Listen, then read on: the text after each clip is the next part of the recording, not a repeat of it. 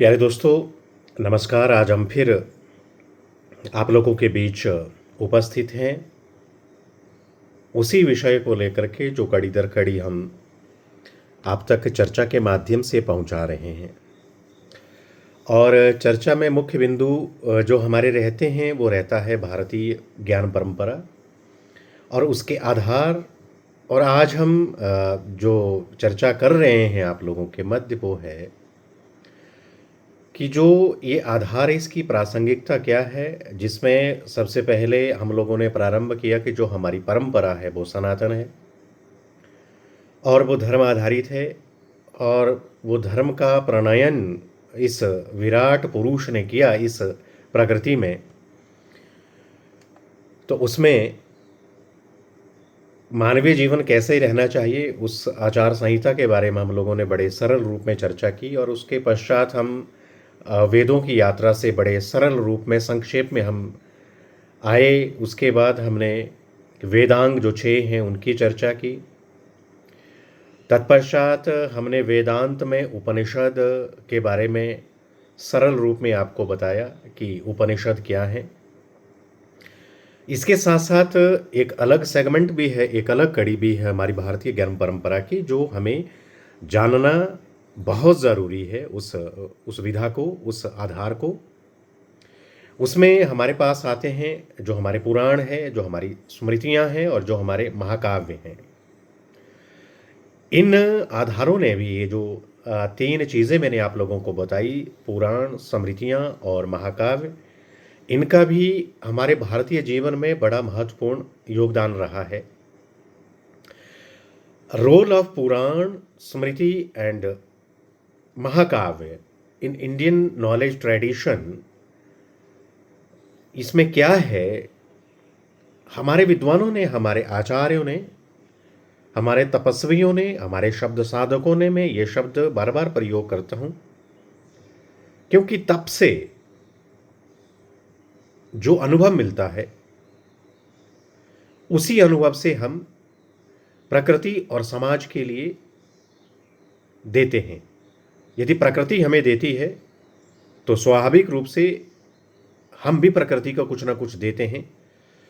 अब ये जो देने का जो भाव है ये धर्म आधारित होना चाहिए। क्यों? यदि मैं प्रकृति से कुछ ले रहा हूं तो मेरा व्यक्तिगत धर्म यह भी बनता है कि मैं प्रकृति को धर्म रूप में उसे स्वीकार करूं और उस पर अनाचार, अनायास कोई चीज़ हो सकती है, अनाचार और व्यभिचार से मैं कोई ऐसा कृत्य न करूं जिससे प्रकृति हमें जो है वो सजा दे, प्रकृति हमें आरोपित करें और उस आरोप के काल से ग्रसित हम हो जाएं।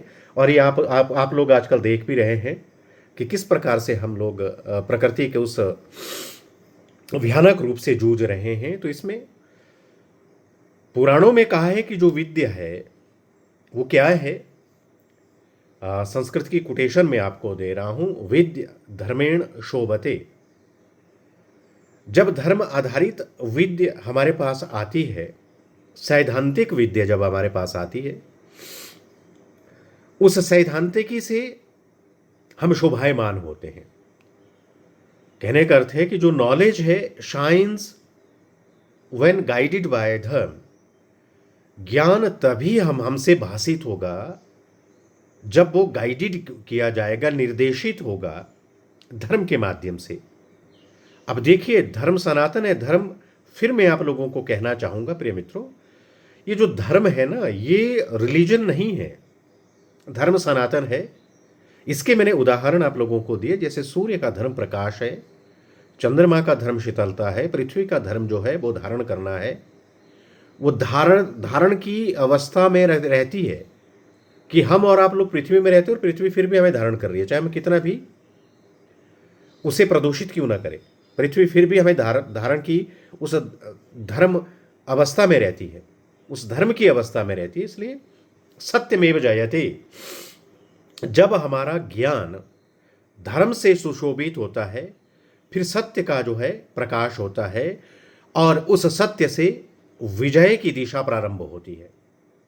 ये हमारे जो भारतीय परंपरा के जो स्तंभ रहे हैं, चाहे वो वेद हो, चाहे वो वेदांग हो, चाहे वो वेदांत हो, चाहे वो पुराण स्मृति महाकाव्य हो, आरण्यक ब्राह्मण ग्रंथ हो, ये बहुत बड़ी लंबी एक फेहरिस्त है, एक बहुत बड़ी लंबी सूची है हमारी परंपरा में। आज ये प्रासंगिक इसलिए है क्योंकि शताब्दियों तक हम लोगों ने जो परिभाषाएं पढ़ी और जो परिभाषा हम और आप लोगों के मस्तिष्क में घर कर गई है, स्थित हो गई है, वो एक ऐसा माइंडसेट है, वो एक ऐसा दृष्टिकोण है जो दृष्टिभंगी है। वो हमारी दृष्टि को भंग कर देता और दृष्टि से दृष्टिकोण बनता है। जब आपकी दृष्टि का कोण ठीक होगा, स्वाभाविक रूप से आप अच्छे होंगे। और उस अच्छाई के पीछे हमारे पास धर्म आधारित विद्या है, और उस विद्या की शोभा तभी शोभायमान होती है जब उसमें सत्य का प्रकाश होता है। और सत्य जब समाज के बीच में जाता है तो समाज की विजय होती है। ये विजय का भाव हमारी परंपरा में सनातन उस यात्रा से रहा है, जो अनवरत आज भी है और आगे भी रहेगा। तो आगे की बात में रखने से पहले यह कहना चाहूंगा कि हमारे यहां यदि चाहे शासक हो, चाहे प्रशासक हो, चाहे राजा हो, यहां राजसूय यज्ञ या अश्वमेध यज्ञ इसका विधान था कि राजा अपना यश कहां तक फैलाता है।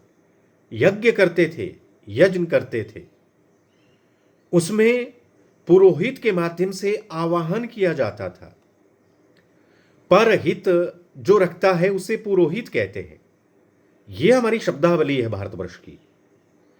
यह भारतवर्ष की शब्दावली और इसके जो अर्थ हैं वो बड़े वैज्ञानिक हैं। और ये वैज्ञानिक शब्द जो हैं, ये शब्द शक्ति से सन्निहित है, शब्द शक्तियां इसमें समाहित है। इसलिए हमारी परंपरा में कहा है शब्द ब्रह्मस्मि, शब्द में शक्ति है, शब्द में ऊर्जा है। जब शब्द में ऊर्जा होती है और जब शब्द धर्म आधारित गढ़े जाते हैं और जब धर्म आधारित शब्द शोभायमान होते हैं ज्ञान के माध्यम से, और वही ज्ञान जो सत्य का भास करता है और वही सत्य विजय देती है, ये सब देखो कैसे कड़ी दर कड़ी एक अनुक्रम से हमारी परंपरा में हमें दिए गए हैं ये ज्ञान के स्तंभ। तो जो हमारी भारतीय ज्ञान परंपरा है या जो हमारी इंडियन नॉलेज ट्रेडिशन है, इज रूटेड इन धर्म, कंडक्ट एंड कल्चर। जो हमारा धर्म है और धर्म के साथ फिर जो है संस्कृति आती है। अब देखिए यहां कल्चर शब्द का मैंने प्रयोग किया, जबकि हमारे यहां यह शब्द भी संस्कृति का पर्याय नहीं है। हमारे यहां संस्कृति को संस्कार कहते हैं, जो भीतर का हमारा संसार है। हम भीतर से कितने स्वच्छ हैं, हम भीतर से कितने निर्मल है, पावन है, कितने साफ सुथरे हैं। यदि भीतर से हम पावन हैं तो हमारा ये जो बाहर का कलेवर है ये स्वतः अच्छा होगा। तो इसलिए हमारे यहां हमारी परंपरा में कहा है धर्मो रक्षति रक्षितः। धर्म से हम रक्षा का भाव भी उत्पन्न करते हैं और सुरक्षा भी देते हैं।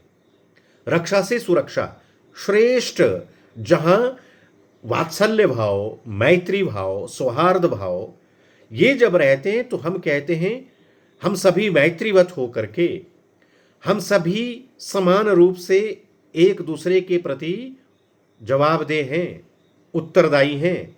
ये हमारी यहाँ की परंपरा रही है। धर्मो रक्षति रक्षितः, कि धर्म जो है वो protects those who protect it. इसको मैं इंग्लिश में भी बता रहा हूं, धर्म protects those who protect it. जो धर्म की रक्षा को रक्षा के भाव से प्रोटेक्ट करता है, धर्म उसी की रक्षा करता है। और जब प्रजा इसे धारण करती है तो उसे हम धर्म कहते हैं। प्रजा जब धारण करने से अपने आप को सुरक्षा के भाव में रखती है, उसे हम धर्म कहते हैं। तो देखिए रिलीजन और धर्म में कितना अंतर है, कितना दूरी है इसमें। तो हम कभी कभी पर्याय रूप कह सकते, इसको सिनोनिम कह सकते, पर नहीं, ये एक अलग है। व्याकरणिक दृष्टि से और शब्दकोश की दृष्टि से, पारिभाषिक दृष्टि से धर्म भारतीय परंपरा में एक अलग दिशा देता है, जिसमें हमारे पास कोड ऑफ कंडक्ट है, जिसमें हमारे पास आचार संहिता है। और जब हम संस्कृति की बात करते हैं, संस्कृति is the widening of the mind and spirit. ये जो संस्कृति है ना, ये हमारे माइंड को, मस्तिष्क को, और जो हमारा आत्म तत्व है, इसको वाइडनिंग रूप में लाता है, मतलब विस्तार रूप में करता है। ये एक विस्तृत फलक देता है। तभी हमारे कहते हैं कि जितना हम ज्ञान देंगे उतना ही ज्ञान का आधार हम में अधिक होगा। हमारे यहां ज्ञान को छुपाने की संस्कृति नहीं रही है, हमारे यहां ज्ञान को बांटने की संस्कृति रही है। हम ज्ञान को अपने लिए अर्जित नहीं करते हैं, हम ज्ञान को समाज के लिए देने के लिए अर्जित करते हैं। यदि मैं कुछ ग्रहण कर रहा हूं तो मेरा दायित्व भी है कि मैं समाज को भी उसी रूप में दूं। यह हमारी विशेषता है, यह पुराणों की विशेषता है, यह स्मृतियों की विशेषता है, यह हमारे महाकाव्यों की विशेषता है। ये मैं आगे आऊंगा आप लोगों के लिए, तो कहना चाहूंगा आप लोगों के लिए कि जो हमारे जो पुराण है वो ट्रांसमिशन ऑफ विजडम है थ्रू एंशिएंट नैरेटिव्स के। ट्रांसमिशन ऑफ विजडम है, विजडम का मतलब चेतना को ये ट्रांसमिट करते हैं थ्रू एंशिएंट जो नैरेटिव्स है हमारे, जो पारंपरिक जो नैरेटिव्स है हमारे, जो ऐतिहासिक, जो पौराणिक, जो हमारी आधार रहे हैं, सैद्धांतिक ही रहे, उनको ये जो क्या करते हैं, ये यहां से वहां तक पहुंचाते हैं। इसके लिए हमने शब्द प्रयोग किया ट्रांसमिशन ऑफ विजडम। ये पुराणों की विशेषता है हमारे देश में, थ्रू एंशिएंट नैरेटिव्स। और जब हम संस्कृत में इसे पिरोते हैं तो हम कहते हैं पुराणम नारायण साक्षात। पुराण साक्षात नारायण है। साक्षात कहने का अर्थ है ये जो पूरा सृष्टि का क्रम चला है, इसको जो और ब्यूटीफाई करता है, इसे और सौंदर्य से युक्त करता है, ये विजडम, ये चेतन, ये चैतन्य, ये चेतना के तत्व हमें पुराणों से मिलते हैं। और ये कहां से मिलते हैं? ये मिलते हैं जो हमारी स्टोरीज हैं, जो हमारी कहानियां हैं, जो हमारी ट्रेडिशन की शूल्स हैं, आत्माएं हैं जो हमारी ट्रेडिशन की, परंपरा की।